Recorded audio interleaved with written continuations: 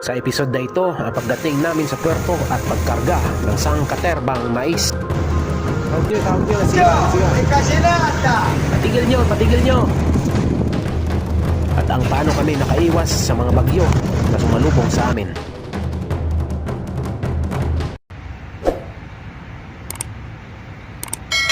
Nakarating na rin kami pagkatapos ng 45 days na napakahabang biyahe. Pero sa hindi sinasadyang pagkakataon, na bago ang aming schedule. Imbis na nasa Brazil, dito kami napunta sa medyo hilaga. Ang bansang may pinakamasarap na corned beef sa buong mundo, ang bansang Argentina. May dalang puerto kami na nakaschedule dito ngayon sa Argentina. Ang unang puerto, papasok pa lang ng ilog nila, 32 oras na. Challenging ito dahil napakakipot ng ilog. Konting pagkakamali lang, bahura ang barko. Sa ganitong sitwasyon, ang mga crew halos tulog manok lang, lahat naka-alerto.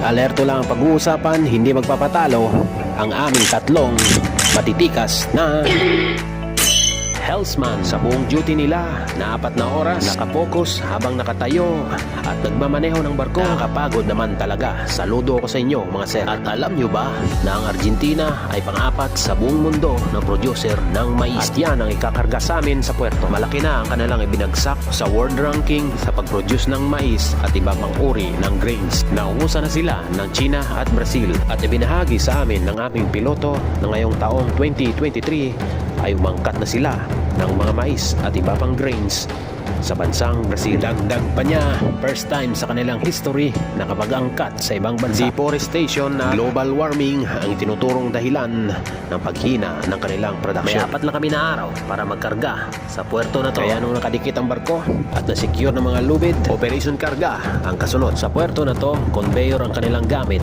para sa loading. Mula sa planta, binabiyahe ito ng conveyor belt papunta sa barko. Mapaaraw man o gabi, walang humpay ang operation dito. Ulan lang ang makakapigil. Ang ganitong klase ng conveyor ay nakakapagkarga sa barko ng hanggang 400 to 450 metric tons na mais kada oras. Dagdagan pa ng napakapal na alikabok here, alikabok there, alikabok everywhere.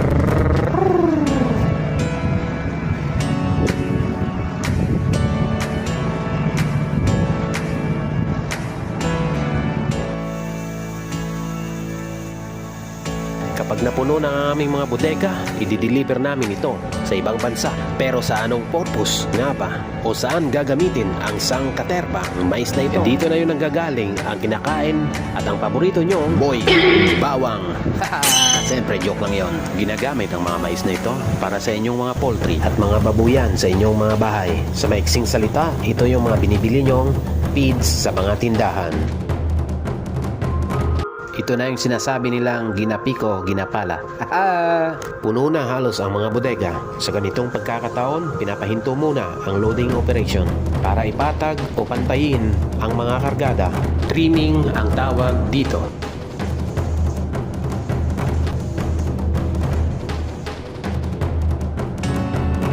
Nung matapos na ang operasyon, nagsarado na kami ng mga bodega at balik ilog na naman kami. Papunta naman kami ngayon sa pangalawang puerto. Excited na ng lahat ng crew pero walang may nakalabas sa amin sa unang pwesto. Sana sa paparating na next port, sana makalabas na. Kahit puyat, pagod ang mga crew, gusto pa rin namin lumabas. Iba pa rin ang feeling na makakunik ka sa ibang tao sa lupa. Umiiba pa rin ang aming mga mood kapag nakipag-usap at nakipaghalubilo sa iba. Depression at homesick ang pinakakalaban namin dito on board. Dagdagan pa ng mga bagyo na nakakasalubong namin.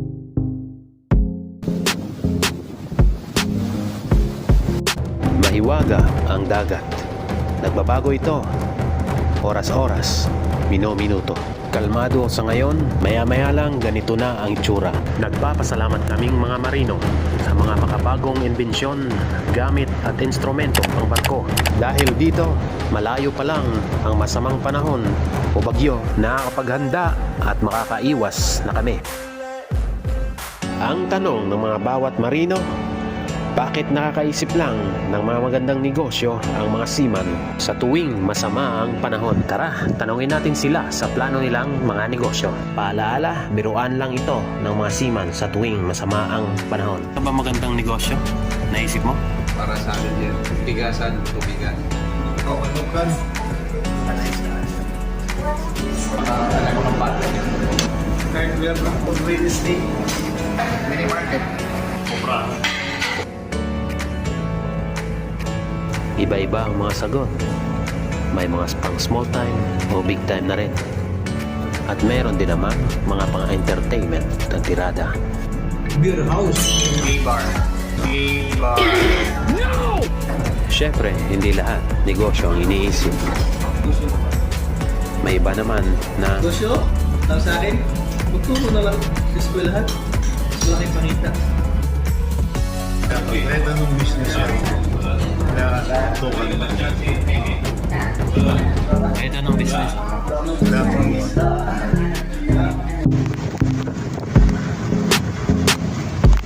Biruan man to o hindi, ang negosyo talaga magpapasenso sa atin sa buhay. Real talk yan, pare koy.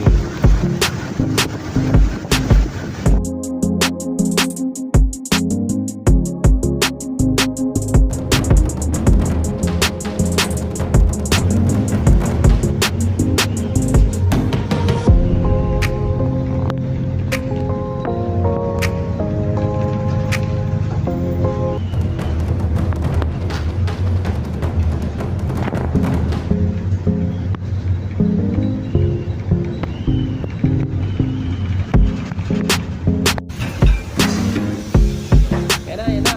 Kapit.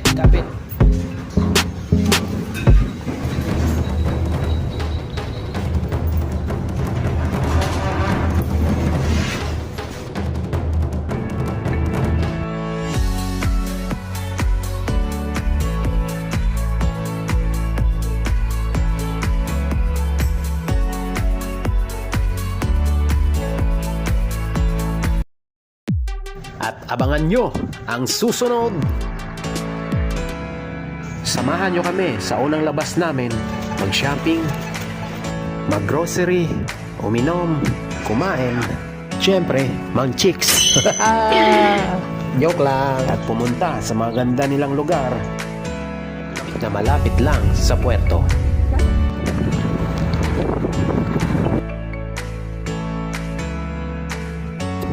At makipag-close encounter sa mga silayo nila ng libre. Yes, libre! Kaya tara na, samahan nyo kami. Enjoy natin ang maiksing buhay. Let's go!